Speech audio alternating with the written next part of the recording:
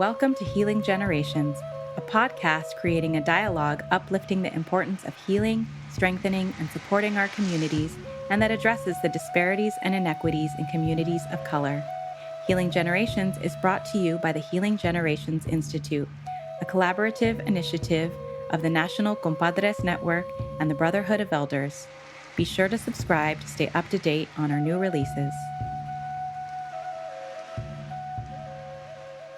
Welcome. I just want to welcome everyone today. This is Deborah Luis Camarillo coming to you from the San Francisco Bay Area. And what a beautiful day. And I'm so grateful to be blessed with breath and life. This is the Healing Generations podcast hosted by the National Comadres Network. And we're blessed to be able to be on the air and have wonderful conversations with amazing women from all different parts and all different walks. And the thing that I always take away is that I'm never disappointed that there's going to be something that I hear that will resonate with my heart and spirit. And I just want to encourage you right now to carve out that time for yourself. You know, you have joined and you're listening, and it's not a mistake, because today you will hear something that will draw you closer to yourself. So thank you. Thank you for joining us today, our listeners from all around the world. And we're going to be on a great adventure today, a wonderful guest, and happy to be here. Comadre, how are you doing over there in Southern Cal? Oh, I'm hanging in there. You know, I just was sending up a lot of prayers this morning, hoping this power was going to be on. You know, we're facing all these storms down here. I'm coming to you from Los Angeles, California, the land of the Tlangva and Gabrielino people. And we're just trying to work with Mother Nature. You know, I know we need that water. You know, we've been in such a drought for so long. So I feel a lot of prayers are being answered. Right. I also feel, you know, it's interesting because we've never had so much rain and snow here in Los Angeles, you know, at this level, and for so many weeks and this late in March, you know, Yes. Very unusual. But I don't know why I was praying on it this morning, and I don't know why the vision came to me. It was almost a symbol of Mother Nature is crying. Mother Nature is a lot of tears, a lot of withheld tears that, you know, in spite of everything that we've done to her and how much she just tries to continue to give and be so unconditionally loving and blessing us with all the plant medicine and all those things that we need to survive. She has a lot of reason, and I was just asking forgiveness today, and hopefully, you know, bring more awareness to all of us how important she is and all that she does. Without her, we could not exist. That's right. So those are my thoughts today. That's where my heart's at. But very honored to be here. Yeah, you know, I really appreciate those words, because I know that there's a lot of our communities right now that are struggling. And it is a reflection. Yes. It is a reflection of where we're at, you know, and that goes around the world and our people around the world, you know, because sometimes it's easy to focus just to where we're at. But the reality is that around the world, we need to come together, and around the world, we need healing, and around the world, we need that consciousness that there is something greater than ourselves that we need to come into alignment, into consciousness with.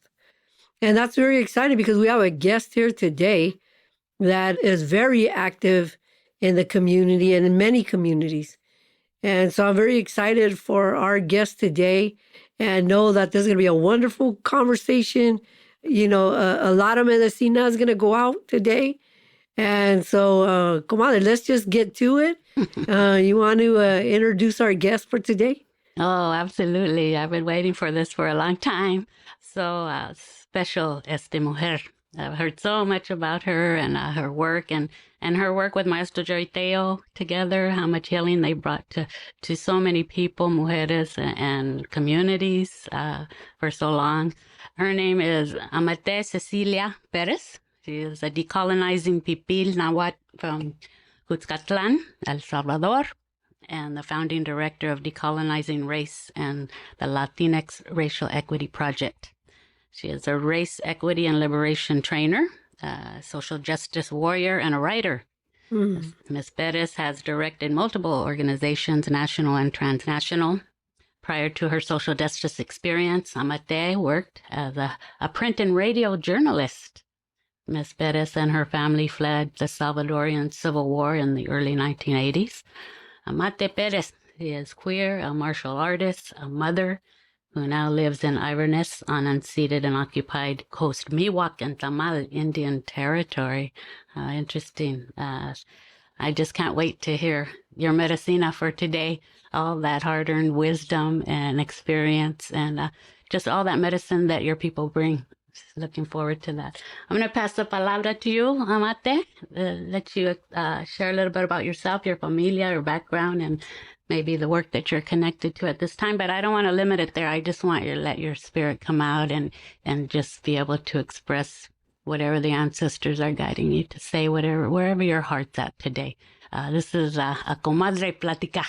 So we just want to be able to feel comfortable and just share that wisdom, that hard-earned wisdom of la mujer. Padiush hermanas, it's a pleasure and an honor to be here with you this beautiful afternoon where Mother Earth is blessing us with her tears, her water, and knowing that that water creates life, right? That water is life, and that every single drop, as difficult as it makes it for us humans, is actually healing the planet, healing the earth. And so I come to you from Inverness, California, the unceded land of the Coast Miwok and Tamalco Native peoples. And here, like everywhere else, indigenous peoples are coming back to the land and doing what the land needs for the land to be well. And the rain and all that we're doing to be in right relationship with our mother and all the beings that are a part of this web of life. We are in alignment with all that energy. And so I know that you two, my sisters, walk that path with me. And so I'm excited to be here sharing space and community with you both. Gracias. Thank you. Thank you for that. Ámate, you have been involved in many things. Your life trajectory has taken you different places. And I can imagine it's a self-discovery at every level. And I would like you to get us started with, when do you think you came into that consciousness of really understanding, okay, I have a calling here. I need to do something. And where would you say that journey began? I think that journey began really early on. My abuelita lived in El Campo. She was a poor campesina. And like many of our men, my grandpa was suffering from alcoholism. And my abuelita raised 14 children working at coffee plantations. And I would see her, do her work, and both at home, get up really early to make the masa, that makes tamal, to make tortillas, to send off my grandfather and uncles off to the fields to work. And, I think I understood really early on that the level of work and struggle that she was putting in was unfair. And I also saw the way that my abuelo treated her. And, now as a grown up, I know all the reasons why he had so much bitterness inside him. But I feel like I felt really early on that the level of poverty that we're living in, the lack of so many things that they suffered from, and then my grandmother's double, triple, jornada de trabajo, together with the energy and the desprecio and meanness that sometimes she had to deal with, really gave me a sense of my need to be a feminista, to be someone that really looked out for the women. So I think that that's where it started. On that journey, would you say that, and I just say, because there's a lot of conversations about decolonization. And I'm just imagining, this young person looking and identifying or resonating with what's happening all around her, right? Good, bad, or ugly. And wondering kind of, where is this coming from, or how did this come? Because I know you're passionate about the decolonization, right? And that part of understanding that there was such a thing, if we could say it in that way. And how do you grapple with that? How do you think that translated within you in order to come out in the ways that you move around at this point? Mm-hmm. Well, I think that colonization, even as a child, was really clear and right in front of me, right? Like the landowners that took away my grandpa and his family's land was, his name was Baltasar, and he was a German immigrant who his family got to El Salvador in the early 1900s. And because he was white, he was able to amass a great amount of land. And my grandpa ended up being his overseer at the plantation. And I would see this blonde man surrounded by all these short brown people. And I couldn't understand why he had so much power, as a child, and why the land that I knew my great-great-grandparents came from, the land that we had always known, like that we had no access to it. And my grandparents were forced to work. And so I think I could see all the incredible injustice, and at the same time, right? Like the Civil War is really starting to rage. So the amount of military violence that I could see, like buses getting stopped and us getting pulled out and, a good number of people being taken. And then as a child saying, where are they taking them? And my auntie saying, shut up, don't say anything, don't talk. Like there were just so many signs. Like the repression was so brutal and so visible that I feel like I had no other choice but to be aware of it. And at the same time, my abuelita, like many of the campesinos, indígenas of that time, every Sunday would tune in to Monsignor Romero, who was our patron saint and who, was the Archbishop of El Salvador. And he was speaking really clearly to have the military and the rich people stop the brutality that they were subjecting us to. But he also spoke about this idea of God or creator as being a gentle God that cared and loved all of us. And I think that from those homilies that I heard, I was fed with a sense of hope and that I could do something, to help other people. And so, and then later on, coming to this country as an undocumented child and feeling the discrimination and othering that took place started to get me to question, like, why are these systems here? And, what are the similarities and differences between my Mexicano classmates or my Peruano classmates and myself? And I started to have more of a global perspective of empire and the role of the U.S. in the misery of our peoples all over the continent and here. Thank you for that, Ámate.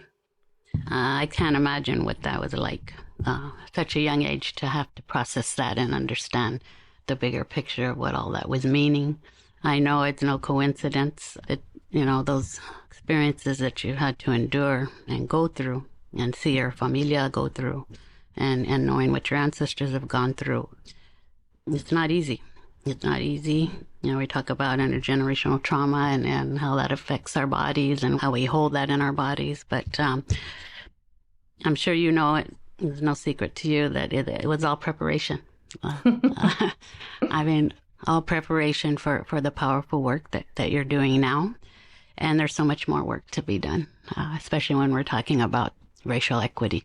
I'm just curious to know that in doing your work all these years, of seeing all the issues that we're facing and having to try and find a way to advocate for our youth, for our communities, and having to utilize your voice and speak up in a way that maybe our ancestors didn't have the opportunity to do. Speak up and speak the truth. The truth to so many things and so many issues that a lot of people don't want to hear. I can't imagine how you've been able to navigate that, navigate the system, navigate the resistance. But I know you have a lot of connection to your ancestors and to your people. And I'm just, from an internal perspective, you're filled with many ancestral seeds inside of you that you've been cultivating for a long time. Where do you find, and this is also for people that are doing this work as well, where for you personally have you been able to dig deep and access those seeds and pull that up and find the courage that, in spite of everything, to be very intentional and very devoted to utilizing your voice and speaking up for our people? I feel like my ancestors live in the trees. In many ways, I feel like I'm a tree and I have many tree ancestors behind me, and that our ancestors are part of those roots and they dig deep so that you could see like one little tree, but underneath that tree are many floors of very deep roots that I sometimes feel like are part of the center of the earth. And so when I'm having to speak in places where my words are not well received in that moment and where there's a lot of pushback, I just take a deep breath and I connect to those roots and I say, Creator, make me a channel to be able to bring forward what needs to be said. And I say it from a place of deep vulnerability. Like I have learned that pointing out to other people or telling people something that they're not ready to hear will not get me anywhere. That the only path forward, because it's about opening hearts, right? Like we can try to understand in the head, but what we're talking about, which are about ancestral teachings, and it's about finding our true selves. And then from that place, the connection to other people, whether they be a Black person, a white person, a US Native person, whoever they be, right? Like that those are the layers of colonization we wear. So in that place of like deeply speaking the truth, I speak to my own learnings and my own vulnerabilities. And sometimes I feel like I can drop to the center of the earth and from that place speak my truth and trust that my truth will wake up the truth in others. I think that's one of my practices. And so I do a lot of sitting with trees. I am a tree hugger. Yes.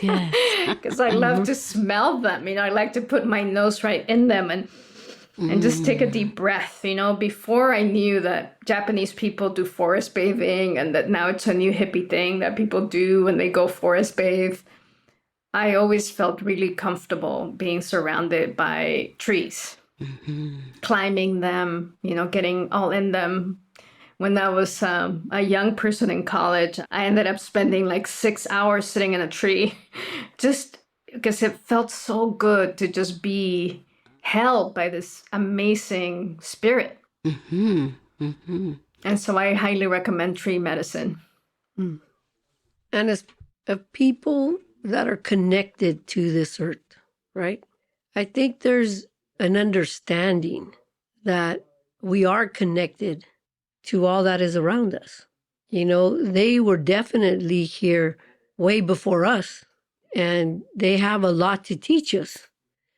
The plants and the animals, they were here before us, and so they have quite a bit of enseñanzas that if we were open to it and gave ourselves time, we would be able to learn so much.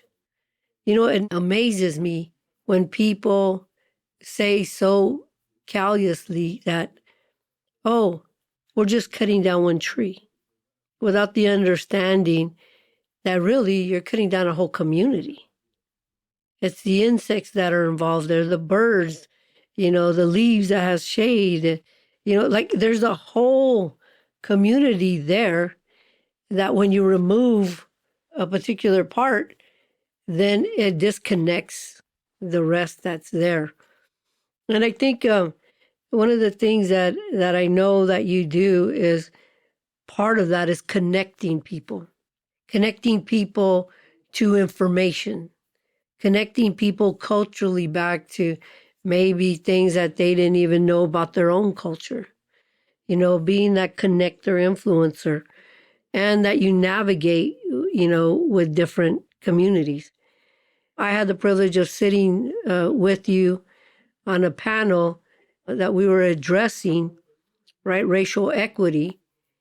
And sometimes it's so difficult for us to look at our own reflection of how we could be so unjust with our own. And I wonder, could you share a little bit about that? The spectrum of being Latinos and acknowledging all that we are, and some of those barriers that get in the way of us really embracing our full selves. Yeah. I think of it as like white supremacy is a virus that we've all been injected with, right? Like the moment that we watch TV, the moment that we go to a school anywhere in Latin America, right? Because all the books, all the ways of teaching were European centered, right? Here by the British and back home by the Spaniards or Portuguese or French. And so my work is to help disinfect us from white supremacy. And as you know, like it plays out in self-hatred, people not identifying as Native. One of the biggest ironies, right, is that here the government is trying to erase Native people by the blood quantum, right? Like the less Native blood you have, you no longer a Native.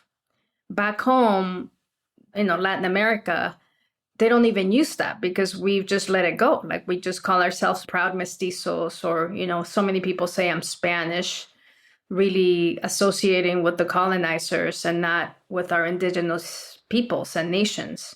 There were 100 million indigenous peoples all over the continent, right? In Mexico, there were so many indigenous people, and we still have to grieve the genocide that our people suffered, and then the cultural genocide that we all suffered. And so, it starts with that self-hate. If I don't know who I am, then I can be sold the idea that people who are darker than me, who are Black, are less than me. And so in disinfecting us, our work is first to understand who we are as a people. And that previous to colonization happening, people from Peru and people from Guatemala and people from Tenochtitlan, now Mexico City, were traveling to the Hopi Nation. We're commuting with the Hopis, and we're practicing spirituality together, and we're sharing each other's technologies. And so we have forever had this relationships. The mother corn, is another beautiful sign of our relationships, right? That it started in Centro de Mexico, and it traveled all the way up to the tip of Alaska and all the way down to Chile, and it fed hundreds of thousands and millions of people. I don't want to make a fantasy. Of course, there were wars and there were conflicts, and we were in relationships. So when we say to all my relatives, to all my relations, we're naming those thousands of year-old relationships. And so in this idea of fighting back the virus of white supremacy, the cultural strengths and cultural practices that we have are the medicine. Because when I can practice culture and I can practice my own spirituality and I can value my abuelita and I can understand, why we feed people when they come to our homes, right? Like that is so essential in Latinx community. Like we feed people, it doesn't matter what I feed you, I'm going to feed you because that's what we were taught. And so if we start by recovering that and giving people a sense of themselves, that's not about collecting money or collecting homes or collecting cars and collecting material possessions, but we give them a strength of culture and spirit. From that place, I think then it's possible for us to look at Black people and to say, you are my relative, and in many of our comunidades, like we were talking on that panel, there are Black people in Mexico. There are Black people in Puerto Rico. There are Black people in Dominican Republic. There are Black people in El Salvador. There are Black people everywhere. It's just that this virus first supports our own invisibilization and then encourages us to deny the humanity of people who look different from us. Mm-hmm. Wow. I'm glad we're recording this. Your articulation is so beautiful and how you broke that down and that visual. So thank you for taking the time to do that. I know you mentioned the importance so much, and as we all know, of the basic first lesson, who are you? Knowing who you are and to be rooted in that, like you said, like a tree, that's really rooted and grounded in that as you continue to do your work. I know you as a courageous truth sayer. And I would imagine, like we talked about earlier, a lot of the things that you say because of your devotion and your dedication, a lot of your words can come across in an angry way. People might receive them as you're coming across angry. But knowing you and knowing anybody that's going to be doing this kind of work, the root of it really comes from love. Mm-hmm. And so beautifully how you expressed, we're feeding our people love. Mm-hmm. Love, that what everybody needs and what's so important. Love for your ancestors, love for your family. It's obvious love for your community and love for the children, the next generation. I'm wondering if you can maybe speak a little about the things that you do now to help cultivate your traditional ways, your teachings in any form, whether it's advocating, whether it's saving the plants, the medicine. I know you have a big heart for the plant medicine. You're very connected to the plant medicine. Any of those traditional medicinas that you can share and how what you're trying to make sure that this next generation learns and so that medicina doesn't die. Mm-hmm.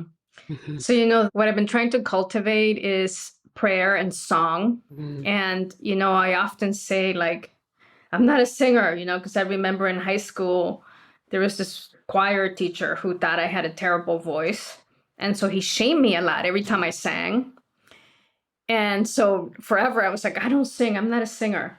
And then I realized that Creator doesn't care how your voice sounds. Right. That, like, the trees don't care how your voice, like, nobody aside from yourself cares how your voice sounds when you use your sound for prayer.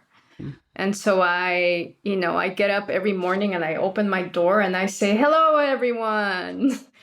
And I share just a little joy and a little smile. And I notice what's happening with all the beings that are around me. And then I say a prayer.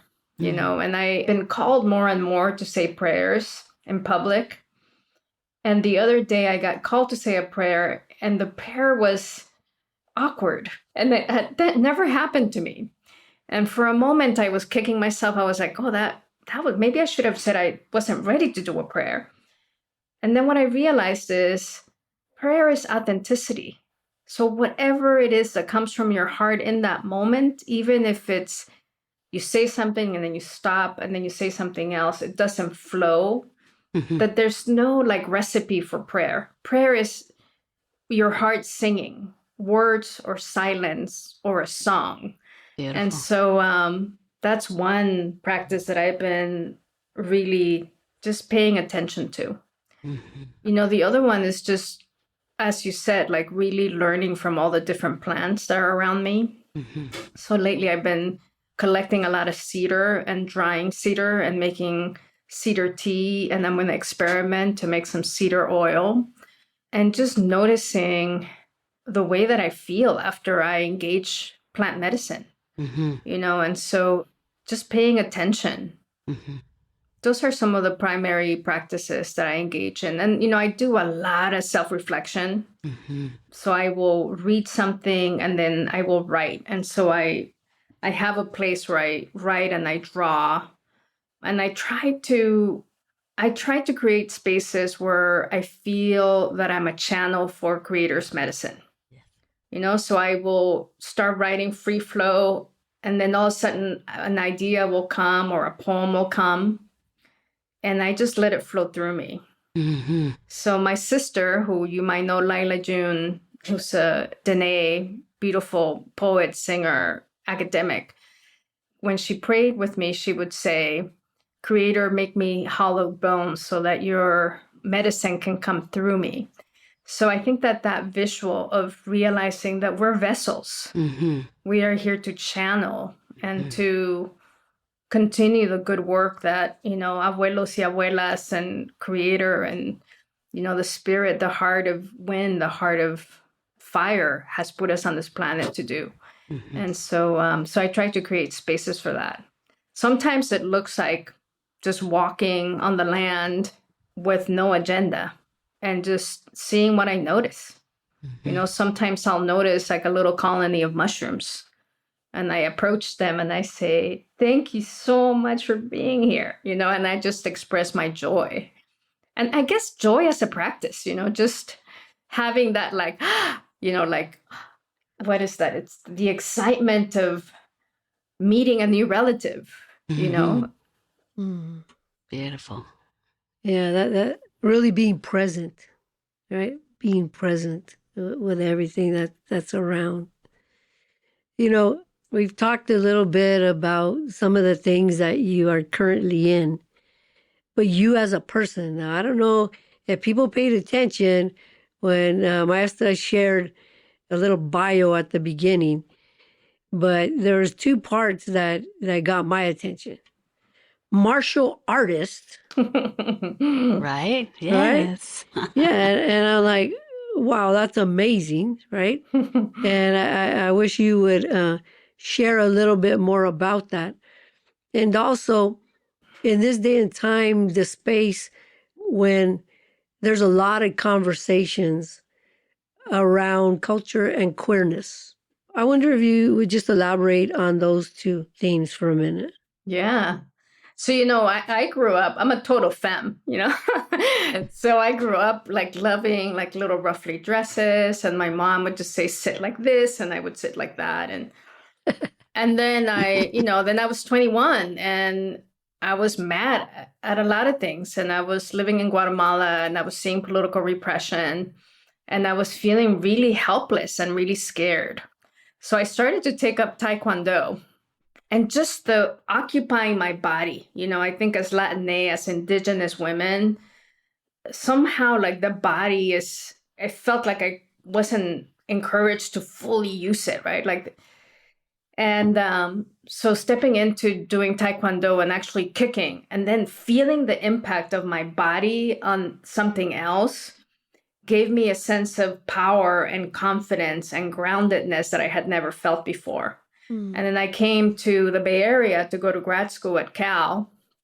And I found a fabulous women's martial arts school that focused on self-defense. Mm-hmm. And I started practicing. So I've been practicing martial arts for about 27 years, 28 years. And while I don't practice it as regularly lately, because I live in an isolated area, I can break out and do a form, or I feel like if I'm on the street, I can defend myself. I can, hurt somebody else.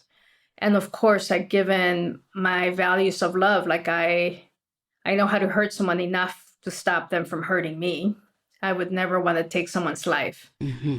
But I feel that as women, as femmes, as indigenous women, as indigenous femmes, whatever gender you are, embodying yourself, like creator gave me this physicality, this physical body. Why not learn to use it to its max? And so martial arts has given me that freedom.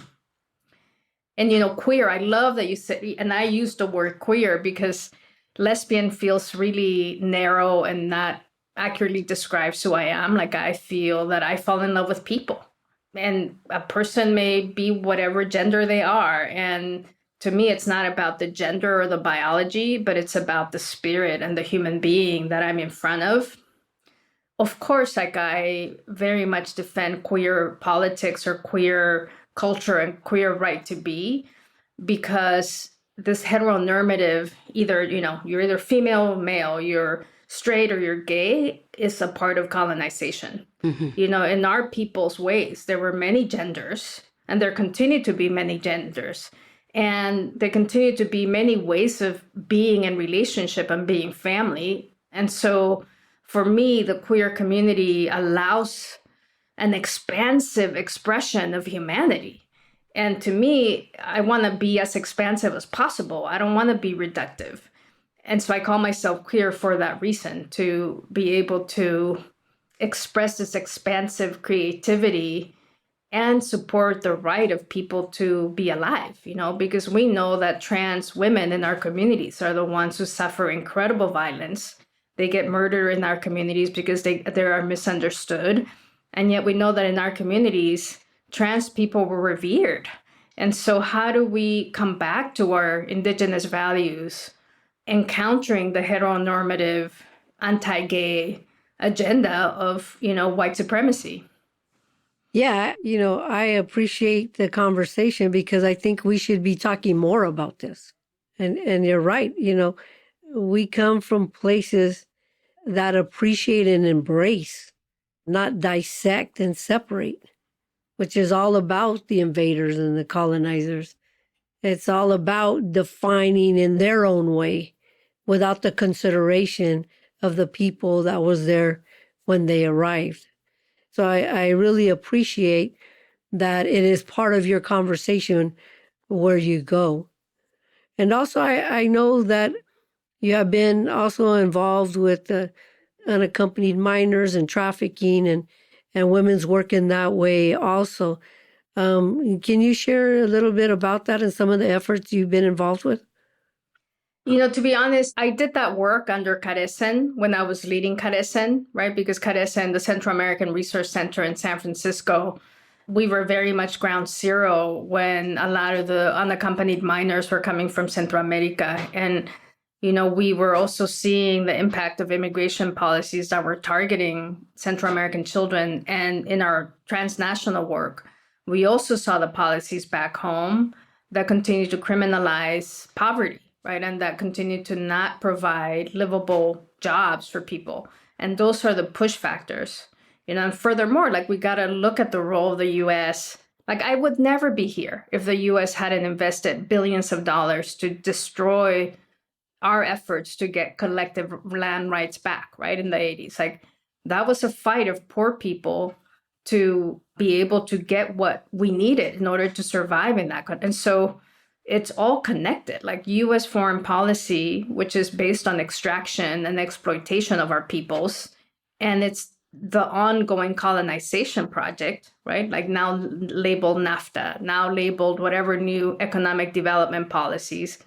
But when you look at it, it's really the same, taking over land and resources, destroying rivers to create electricity so that can amass wealth. Meanwhile, it's taking away the water. And so people are going to continue to come to the US or to wherever they need to go to survive. And so for us, it's a web. And of course, as you both know, it's women and children, right, that pay the highest price because we are the most vulnerable, right? And so, we see women and children. I'm sure you saw the article in the New York Times that talked about that many hundreds of the unaccompanied minors are now working under incredibly dangerous conditions at huge, processing plants. I think the report stated that 10 children have died from industrial accidents. And these are children 13 to 17. So, the abuses that we saw right at the turn of the century are happening again. And until we start to connect the dots, that it's not just about letting people in, but it's about stopping multinational corporations that are supported by our government to continue to make deals that exploit and take away resources from poor people in the South. Our brothers and sisters, we're not going to be able to turn the tide around, and I can't help but to think of Berta Cáceres, the indigenous leader from Honduras. She organized her community to stop a river in her community from being desecrated by building a hydroelectric power plant, she was murdered when who was behind that was a U.S. corporation, right? And so when we continue to allow the U.S. government to support global corporations and get away with atrocities back in the South, the flow of immigration will continue. Like, it's until we figure out how can we be in right relationship to our siblings to the South. How do we create economies that are not based on greed and exploitation, but are based on protection of humanity and Mother Earth? Mm-hmm. Mm-hmm. With that being said, it just makes it so much clearer about your message and the root of it, about the importance of us getting to a place of loving all people and accepting all people for who they are and where they're at on their journey, with those 4 sacred teachings of dignity, love, respect, and trust. I know our youth are really struggling with that, and how to go forward and how to navigate in a world where they're not always accepted for who they are, and it's very troubling, and it's caused so many bad results because of they're just wanting to be wanted, like all of us, and accepted. With that being said, I'm wondering, with the focus on the youth and the future generations to come that are struggling with this, if there's any consejos or advice that you might be able to share for them on their journey that would be helpful in terms of their own health and healing, but also for the parents of these children. Maybe some palabras that you could share, even helping them to be able to embrace their child and accept them and give them the support that they're so desperately seeking. It's funny that you asked me that, because last night my 27-year-old son put me on check. He's been doing some deep racial equity healing himself. And he's being güerito, right? And so we often would have a conversation, and his darker skinned friends would say to him, yes, you're Latino, and, you don't suffer how we suffer, or whiteness protects you. And last night he called me. He said, Mom, I've been deeply thinking about this, and I know that the racism I face is different from the racism Black people face, or from the racism you face. He's like, and my pain is no less.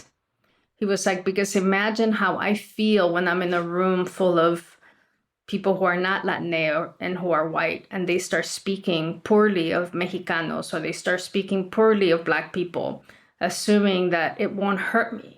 And he's like, and I have to sit there and hear it, and I have to make a decision about, do I want to say something back? Do I challenge them now? And he was like, that pain, that spiritual, emotional pain I feel is real. And when you say to me, mijo, because of your lightness of your skin, you may not understand. He's like, it minimizes my experience. And I was like, I just had to take a deep breath, and I just said, I'm so sorry. And it really hurt my heart, that yes, the outside world may judge us based on what they see, but the emotional pain and psychological pain and spiritual pain we carry because of racism is real.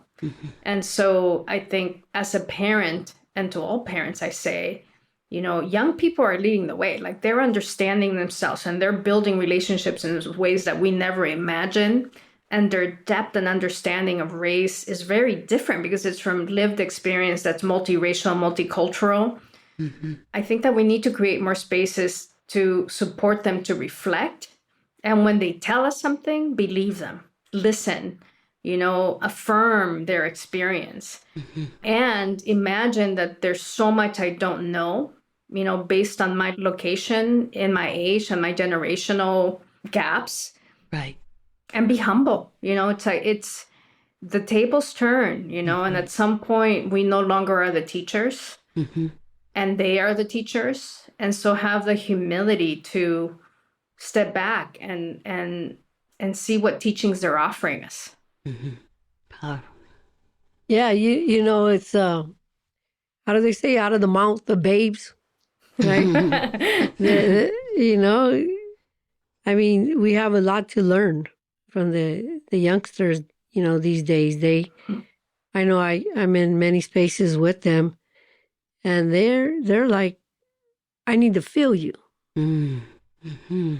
You know, don't just tell me something, but tell me something from the heart, you know, that can feel genuine to me as I'm receiving it. And I think that that's a challenge, especially for the elders. How do we relate truth in a way that is authentic and genuine and respectful of their process, Mm-hmm. you know, so that they really can integrate those teachings that are so important for them to have, but to be able to come into a place where they can feel it. They can really consciously be able to wrap their arms around some of those things that are so important for them to know as they go forward and deal with life. And with that being said, I wonder what would your message be for the elders that are out there, and in trying to leave some of the teachings that they might have that would be important for youth to know, but what would be the recommendation of transmitting them? And really, what would some of those teachings be? You know, the one of the biggest one that I've been reflecting on is that elderhood is not about age. Right. That some elders can be a 25-year-old human, Mm-hmm. because elder is about the way that you embody spirit and the way that you behave in community and the kinds of concrete ways that you are leading from love and from groundedness. Mm-hmm. And I think for elders, we need to check ourselves. Like, have the decades that I've been on the planet, how have I been consistent with the medicine that I'm here to offer? Mm-hmm. And that sometimes it may be just that I'm a little old, but I'm not yet an elder, you know, and that's okay, right? That not everyone, I think, is called to be an elder. Like, I feel like there's responsibility, and not that we need to be perfect, right? Like, that elders, we can make mistakes. It's just how we own the mistakes and how we humble ourselves to the lessons that we're learning. So I'm not advocating for perfection. I feel like I am advocating for us to reimagine and also honor the elders that are coming in 25, 27-year-old bodies that are bringing consistent medicine to our communities, you know, and that we celebrate, you know, the elders in age, you know, when we offer tobacco, when they eat first, the traditional ways.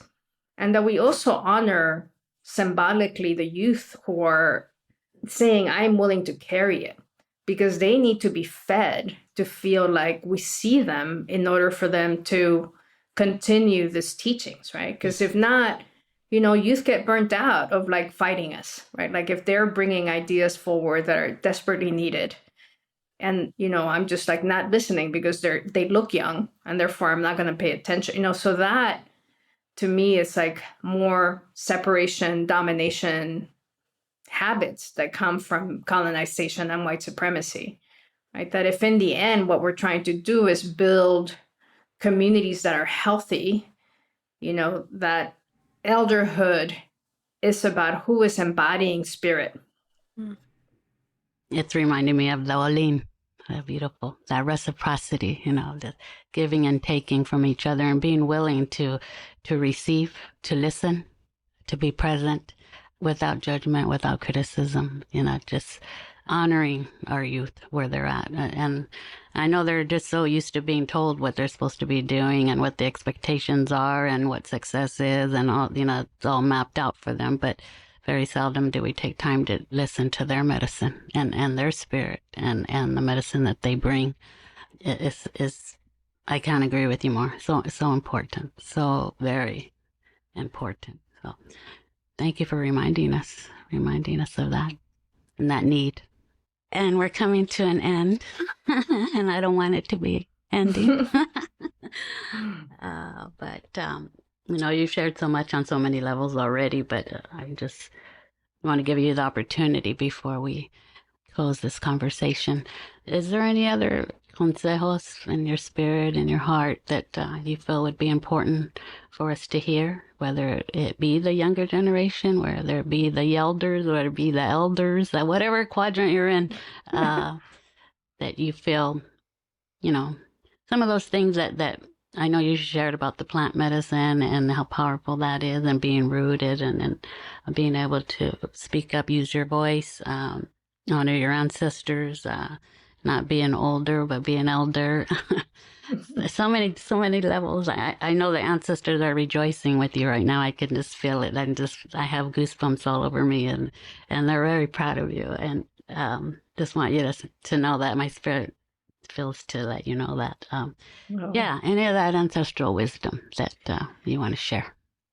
Well, gratitude is everything, right? Like gratitude is everything. It's everything. And we started by being grateful for this breath and for this life.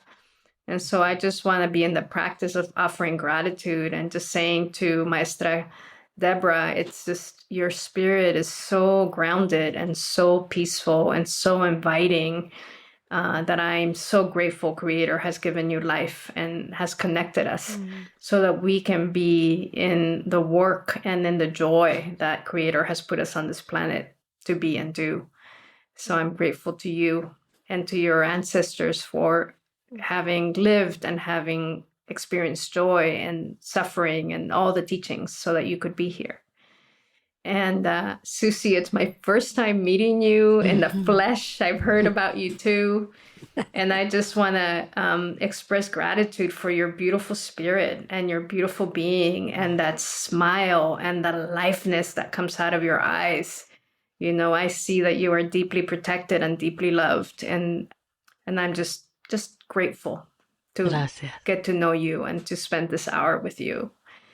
And I'm grateful for the Comadres Network and for the Compadres Network for their beautiful work on this planet. That you have a track record of connection and relationship. That when you all call, I'm always like, yes, I'll be there. Like that. There's no tengo que ver. Like I know that wherever you call me to is gonna be, on the path of Creator's good work. And so there's not everyone you can say that about. And I can definitely feel and say that about you. So I'm just deeply grateful. Well, I just want to thank you so much, Ámate. It has been a pleasure to be here. And I had said before we started the recording, when you're having a good conversation, the time goes so fast. Right. Always. But more than that, I'm so grateful to be able to have shared with the world your words and your thoughts, because you are a thinker. And that is so important because we need, especially mujeres, to lead in a way that's honoring and dignifying of our people. And as mujeres listening, as women that are listening right now, you have been an example of that you can do it. We say si se puede, but seriously, women listening, it doesn't matter your circumstances. You can rise above the circumstances with those key parts, right? Being the connection to something greater than you and to yourself. And so thank you. Thank you for sharing, with an open heart and for giving that hope, the esperanza, as people have listened. And I know it wasn't a disappointment because, I always come out a little bit better than when I started, and I will take your words to heart. And also, we're committed to praying for you and your work and for all the women that have to wake up on a daily basis and struggle because they're in the fight for justice and for equality and correcting those inequities. So thank you. Thank you for that. And I also want to thank all of the listeners. It was a choice that you made to spend this hour with us. And we're so grateful for that. And we thank you for your consistency with us. And we also want to say, this is why we're here, so that we can hear each other, that we can resonate with each other, that vicariously we can heal each other through the changing of the vibration of words going out into the world. And also we want to, never forget, we're very grateful to the National Compadres Network for supporting us and for allowing us to host on a monthly basis. And we want to thank all of those that support, because it takes a lot of work to do this. And so for the sound men and the behind the scenes people, thank you so, so much, Emilio and Maestro and Ariel. And I could go on and on. Right. But we're so grateful for all the support that we have. So with that, it's another wrap for another podcast. And so we're very grateful. So bendiciones to all, and Maestra. Bendiciones and Amate. God bless you. You go forward and just thank you for your courage, your strength, your devotion, your dedication, and your message. Love for all people for all our relations. Adelante. Yes, adelante. Bendiciones. Bendiciones. For more information about Healing Generations and the Healing Generations Institute, visit nationalcompadresnetwork.org and be sure to subscribe to stay up to date with our new releases.